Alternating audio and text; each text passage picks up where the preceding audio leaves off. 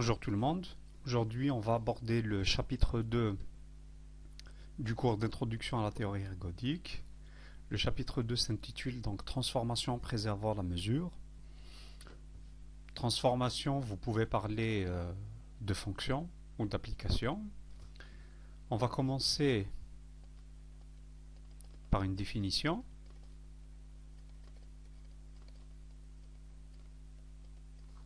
On considère un espace mesuré, donc X va être un ensemble, B va être une tribu sur X et mu va être une mesure sur X.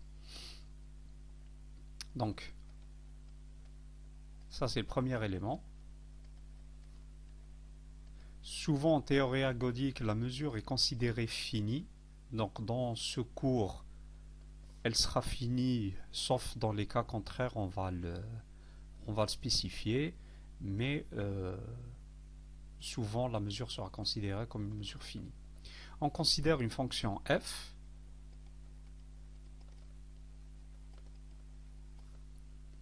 donc grand F, une fonction de x dans x, donc une fonction mesurable.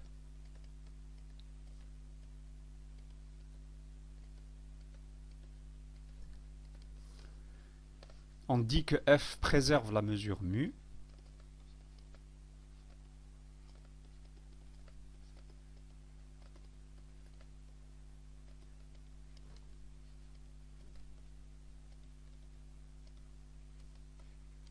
Si et seulement si, pour tout ensemble mesurable petit b appartenant à grand B, la mesure de l'image réciproque de B est égale à la mesure de B. On dit ou bien que f préserve mu, ou bien que mu est invariante pour f. C'est la même chose. Est invariante pour f. Alors, petite remarque, dans cette définition-là, on n'a pas le droit de remplacer l'image réciproque par l'image directe. Ça veut dire, ça ne marche pas si vous essayez de démontrer que mu de f de b est égal à mu de b. On verra dans un exemple une fonction qui préserve la mesure, mais qui ne vérifie pas cette identité-là pour fixer les idées. Donc ça sera un exemple qui va venir.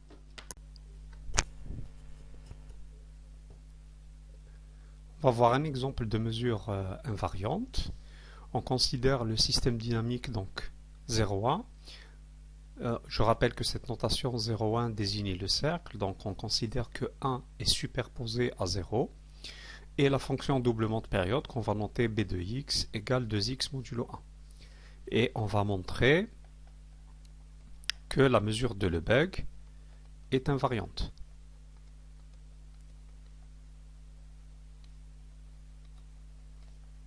Donc on va montrer que la mesure de Lebesgue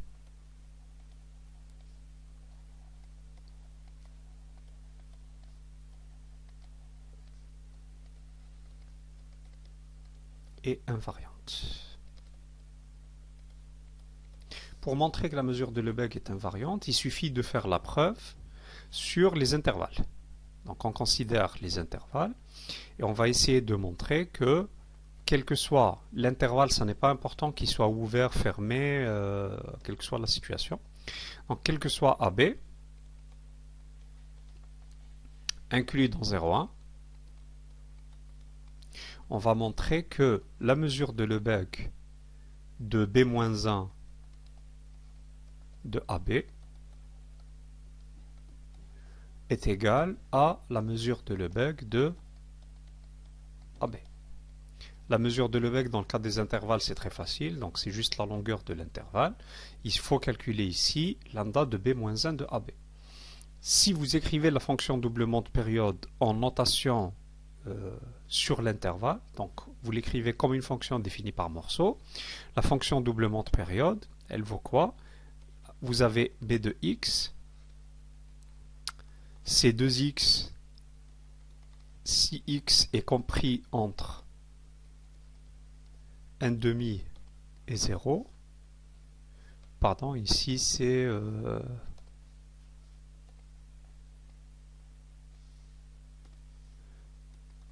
inférieur ou égal, c'est pas inférieur ou égal. Et ça vaut 2x moins 1 si x est supérieur ou égal à 1,5 et inférieur strictement à 1. Si vous essayez de dessiner cette fonction-là,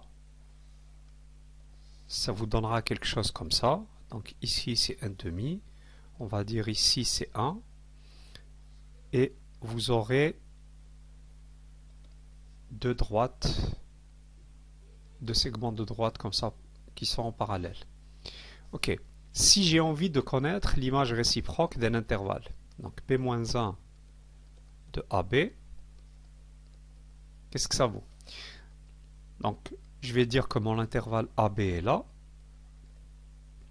Si vous faites une projection, donc vous avez un premier intervalle ici, mais vous avez là également une partie du graphe, et si vous continuez, vous avez un second intervalle ici. Donc on va calculer ce premier intervalle, b-1 de AB. Si vous regardez bien, ce point-là, c'est l'antécédent de A, mais par rapport au segment de droite qui est défini par 2x, et ici, c'est 2x moins 1. Donc ici, si je calcule, c'est très facile à trouver. Donc ça va être A sur 2. Là également, l'antécédent de B par rapport à cette droite, ça sera B sur 2.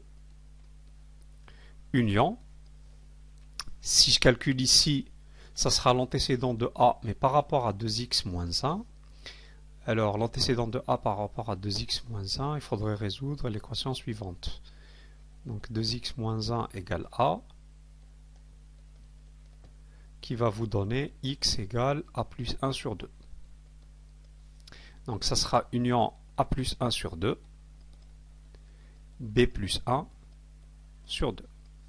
Si vous calculez maintenant lambda de B-A de B-1 de AB, qu'est-ce qu'on va trouver? En fait, c'est lambda de A sur 2, B sur 2, plus lambda de A plus 1 sur 2, B plus 1 sur 2. Donc, on peut peut-être l'écrire, c'est lambda de A sur 2, B sur 2,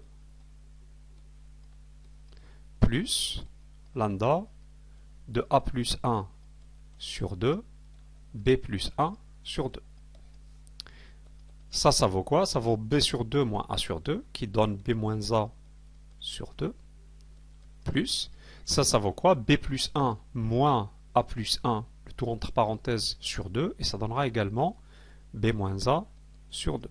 Si vous faites la somme du tout, ça donne B moins A, qui est égal à lambda de AB. On va faire à présent une petite remarque. On considère toujours la fonction doublement de période, qu'on peut écrire sous la forme 2x si x est inférieur à 1,5 et 2x moins 1 si x est supérieur ou égal à 1,5 strictement inférieur à 1, donc ici supérieur ou égal à 0. Vous pouvez remarquer une chose, prenez par exemple l'image de l'intervalle 0,1/4.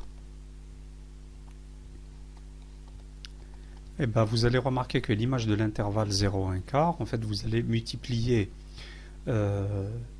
tout fois 2, et l'image de l'intervalle, en fait la longueur de l'intervalle 0,1/4 va être doublée. Donc l'image de 0,1/4 par la fonction b, c'est l'intervalle 0, 1,5, ouvert en 1,5 parce qu'ici c'est strictement inférieur. Et si vous remarquez ici, lambda de b de 0,1/4 est égal à 1/4, qui est différent de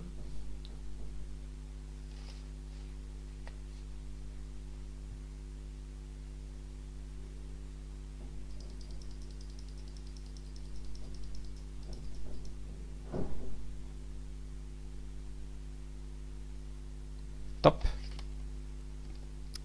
On va faire une petite remarque concernant la fonction doublement de période. On va considérer l'intervalle 0, 1 quart et calculer son image par la fonction b. Donc si vous prenez l'intervalle 1 quart, donc b de 0, 1 quart, est égal en fait à l'intervalle 0, 1 demi. Ouvert en 1 demi, vous pouvez facilement calculer ça en faisant la projection avec le graphe de la fonction b. Ici, on va faire la remarque suivante. Lambda de 0 1 quart, donc la mesure de Lebesgue de 0 1 quart, est égale à 1 quart. Par contre, c'est différent de lambda de b de 0 1 quart,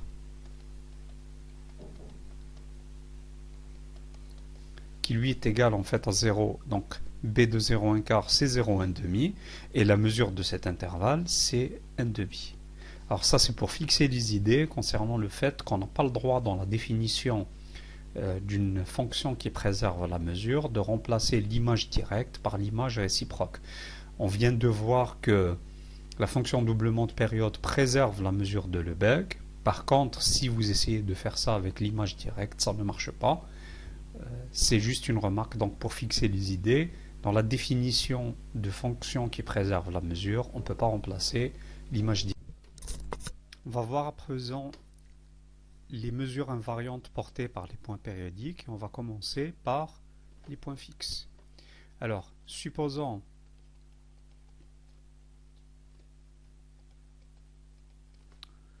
que nous avons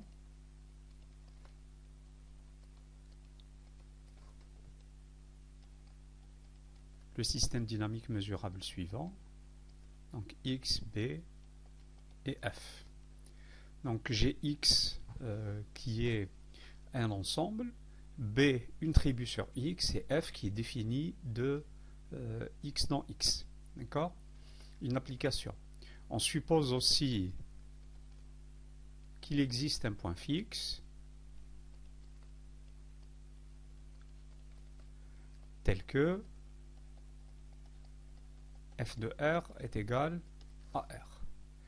Eh ben, je peux définir une mesure invariante grâce à ce point fixe, et la mesure invariante, ça sera tout simplement la mesure de Dirac au point fixe R. On considère la mesure suivante, donc soit delta petit r de A, où A est un sous-ensemble de X, et ben, cette mesure-là, elle vaut 1 si R appartient à A, elle vaut 0 dans le cas contraire. On va montrer que cette mesure est une mesure invariante. Pour cela, il faut montrer que, quel que soit A inclus dans X, delta R de f-1 de A est égal à delta R de A. Donc ça, c'est ce que nous devons démontrer. On va séparer les deux cas. Donc on va supposer que R appartient à A. Donc premier cas, si R appartient à A. Donc si R appartient à A, je sais que, comme R est un point fixe, je sais que R est égal à f de R qui appartient à A. Mais si je regarde f de R appartient à A, ça veut dire quoi? Ça veut dire que R appartient à f-1 de A. Parce que en regardant juste cette partie-là, ça prouve que R est un antécédent d'un élément qui appartient à A. Maintenant, je vais traduire ces implications en matière de mesure. Donc si R appartient à A, qu'est-ce que ça veut dire? Ça veut dire que delta R de A est égal à 1. Mais je sais aussi que si R appartient à A, alors R appartient à f-1 de A. Et ça me donne que delta R de f-1 de A est égal à 1 aussi. Donc cette première partie est vérifiée. On va vérifier le deuxième cas. Supposons que R n'appartient pas à A. Si R n'appartient pas à A, ça veut dire que delta R de A est égal à 0. D'accord? Et il faut démontrer que R n'appartient pas à f-1 de A non plus, parce que sinon j'aurai un problème. Alors, qu'est-ce qu'on va faire? On va essayer de démontrer que si R n'appartient pas à A, alors R n'appartient pas à f-1 de A non plus. D'accord? Ça, c'est ce qu'on veut faire. On va raisonner par l'absurde. Supposons que R n'appartient pas à A et R appartient à f-1 de A. D'accord? Ça veut dire quoi? Ça veut dire que R n'appartient pas à A, mais que, définition de ça, f de R appartient à A. Alors j'ai oublié le A ici. Mais si je dis que f de R appartient à A, R étant un point fixe, ça c'est R. Donc je suis en train de dire que R n'appartient pas à A, mais en même temps, R appartient à A, ce qui est une contradiction.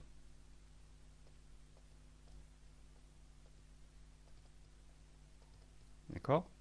Ça veut dire que si R n'appartient pas à A, alors R n'appartient pas à f-1 de A. Comme je sais que les deux sont vrais, si R n'appartient pas à A, ça veut dire que delta R de A est égal à 0. Je sais en même temps, si R n'appartient pas à A, alors R n'appartient pas à f-1 de A. Et ça me donne que delta R de f-1 de A est égal à 0. Et on a terminé la démonstration. Donc qu'est-ce qu'on a vérifié? On a vérifié que pour tout A inclus dans X, delta R de f-1 de A est égal à delta R de A. Et donc toute mesure portée par un point fixe est une mesure invariante. On va maintenant aborder le cas général concernant les mesures invariantes portées par les points périodiques. On considère un point périodique quelconque, donc soit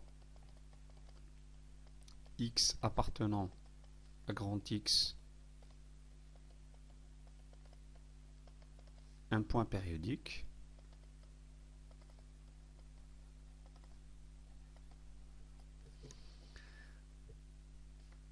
de période n,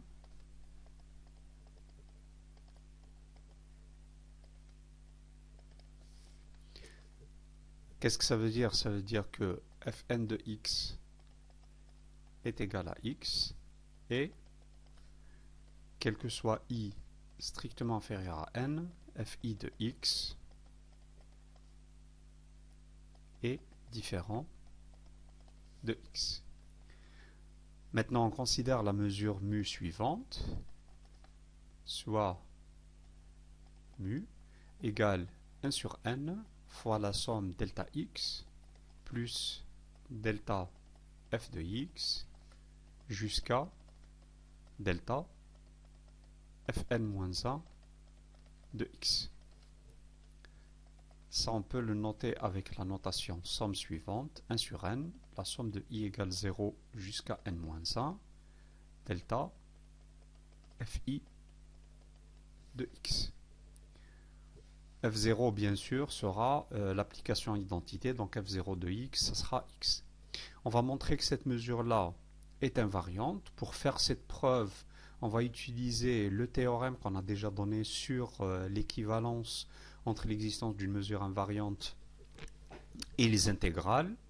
Donc, on fera appel à ce théorème-là. Qu'est-ce qu'on doit démontrer? On doit démontrer que l'intégrale sur x de phi où phi est une fonction intégrable rend f par rapport à la mesure mu est égale à l'intégrale de phi par rapport à la mesure mu de tout sur x. Donc ça, c'est ce qu'on doit démontrer. On commence par le côté gauche de l'égalité. Donc l'intégrale sur grand x de phi rend f des mu. Ça, c'est quoi? C'est tout simplement 1 sur n fois phi de f de x plus phi de f2 de x jusqu'à phi de fn de x. Alors, ça, si vous regardez bien,